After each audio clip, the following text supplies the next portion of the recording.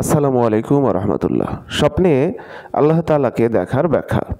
স্বপ্নে কোনো ব্যক্তি উত্তম অবস্থায় আল্লাহ তাআলার দর্শন লাভে ধন্য হলে এটা তার জন্য সুসংবাদ, আনন্দ ও সাফল্য হাসিলের নিদর্শন বিশেষ।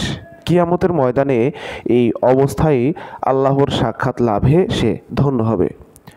অধিকন্তু পার্থিব জীবনে তার যাবতীয় নেক আমল কবুল হওয়ার দলিল সাব্যস্ত হবে।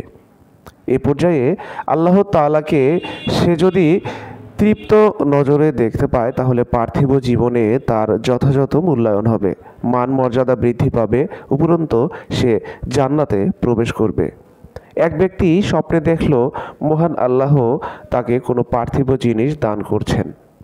এর ব্যাখ্যা হবে সে কোনো রোগে আক্রান্ত হবে, কোনো বিপদে পতিত হবে অথবা তার পরীক্ষা নেওয়া হবে।